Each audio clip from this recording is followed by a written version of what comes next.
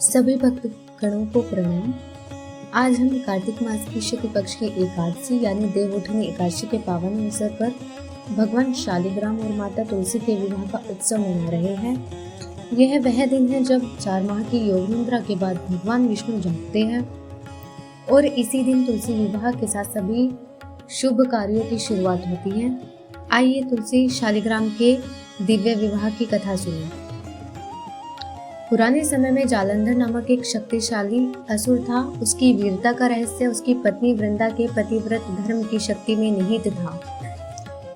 इसी शक्ति के कारण उसे कोई पराजित नहीं कर पाता था। जालंधर के अत्याचारों से परेशान होकर सभी देवताओं ने भगवान विष्णु से रक्षा की गुहार लगाई। देवताओं की प्रार्थना सुनकर भगवान विष्णु ने वृंदा के पतिव्रत धर्म को भंग करने का निश्चय किया। भगवान विष्णु स्वयं से कहने लगे, वृंदा का पतिव्रत धर्म ही जालंधर को अजय बना रहा है।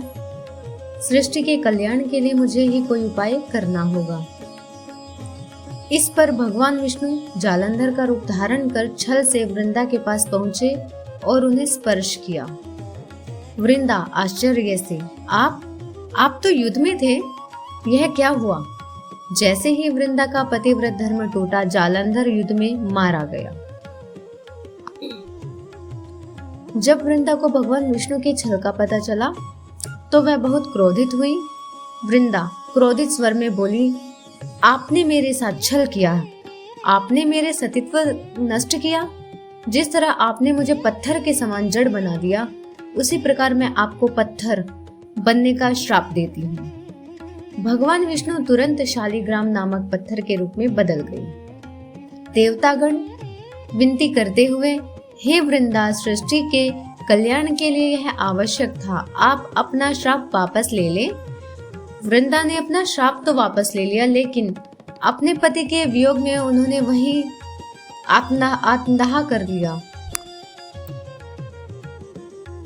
तुलसी का जन्म और वरदान। जिस स्थान पर वृंदा भस्म हुई वहां एक तुलसी का पौधा उग गया। तब भगवान विष्णु अपने मूल रूप से प्रकट हुए और उन्होंने वृंदा को वरदान दिया। भगवान विष्णु ने वृंदा से कहा, हे वृंदा, तुम अपने सतीत्व के कारण मुझे देवी लक्ष्मी से भी अधिक प्रिय हो गई हो। अब तुम तुलसी के रूप में सदा मेरे साथ पृथ्वी पर रहोगी। मेरा जो रूप पत्थर बना वह शालिग्राम कहलाएगा। कार्तिक एकादशी के दिन जो मनुष्य तुम्हारा विवाह मेरे शालिग्राम रूप से कराएगा, उसे कन्यादान के समान पुण्य प्राप्त होगा। तभी से हर साल देवउठनी एकादशी पर माता तुलसी और भगवान शालिग्राम का विवाह पारंपरिक रीति रिवाजों से किया जाता है। घर में तुलसी के पौधे के पास गन्ने से सुंदर मंडप बनाया जाता है। माँ तुलसी को लाल चुनरी, साड़ी, बिंदी और चूड़ियां पहनाकर दुल्हन की तरह सजाया जाता है। शालिग्राम जी को पीले वस्त्र और फूलों से सजाया जाता है। दोनों को रोली और चंदन का तिलक लगाकर मिठाई और फल का भोग लगाया जाता है।